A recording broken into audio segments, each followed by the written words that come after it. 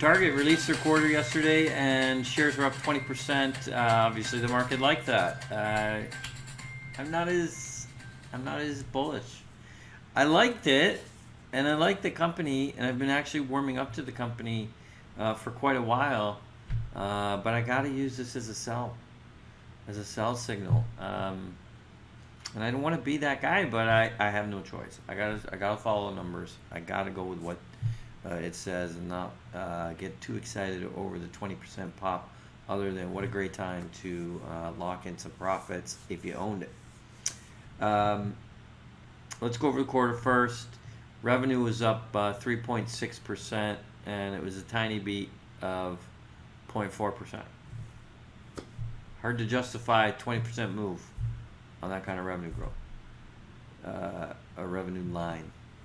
Earnings per share up 21%. Okay, nice. Also a pretty big beat by 11%, and that's all good.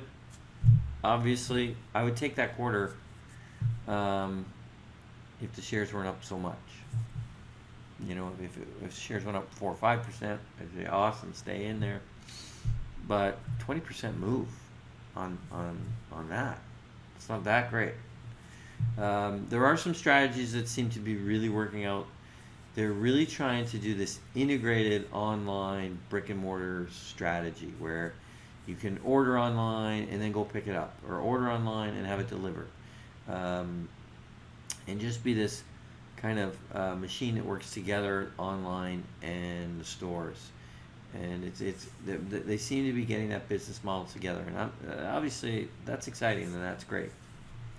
But again, this quarter was not so good that you just put a 20% extra. And by the way, it's up another percent in pre-market on the Thursday, August 22nd. So, I mean, what better time to tap out? By the way, it's also up 43% in the last 6 months. So, listen, I'm a long-term guy, but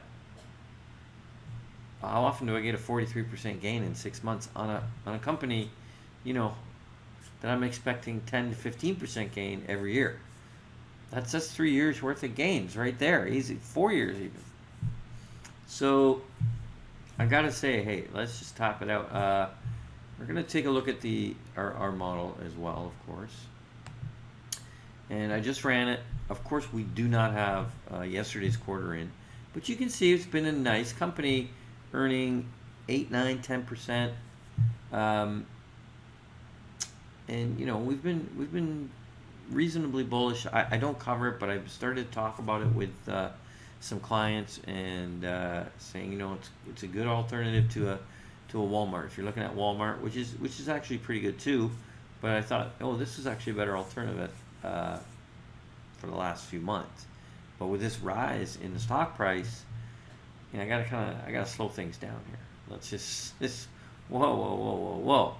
Now listen, if you're a super long-term guy, and you really don't want to get into the nuances of how the market works, you're fine. You really don't have to do anything. I think there's not a fundamental shift in a company like I don't know, say like a Macy's or a Kohl's, which are really struggling and trying to turn around. This isn't that at all. The fundamental story is intact. It's just I'm finding it's not pairing up with the move in the stock price and the just the valuation. So I do think I can tweak this valuation a little bit. They earned 8. I can bump that up to 9, and I'll bump it up to 9 out in year 5 as well, because we have a fade built in, but not much. And we get a 101, it's trading at 103, actually a little bit higher in pre-market, because we don't get the pre-market in our model. And you could start tweaking the fade, but I mean, just check out the fade right here. I mean, there's not much fade. It will actually affect it, because it'll change the fade of the growth rate as well, and then you start to multiply and you get a little bit. So instead of 8% decline, let's call it 5, and I get 117. Okay, it's still not a massive upside. Given all the upside that we've experienced in the last few months, you gotta kind of think, time to tap out for a little bit. I do want to show the dividend history because it's quite good.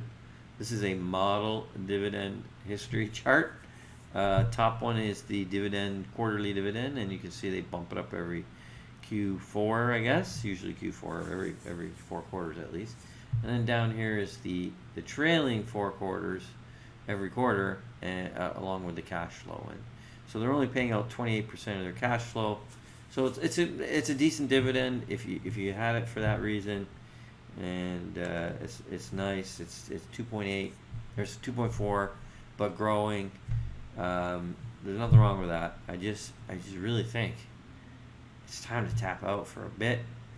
Come back in. Let's give a target. A target on target. Let's go low 90s. We can get this at 92. Okay, different story. Fundamentally, as I said, all right, just a quick recap. Fundamentally, company's the same. It's just the move too fast and the valuation's hard to justify. So that's why we tap out for now. Thank you for watching our investment video. This is the same analysis we provide to our institutional clients. Want to improve your portfolio? Simply subscribe to our YouTube channel below, or better yet, go to our video website at video.fsavaluation.com and get access to the entire library.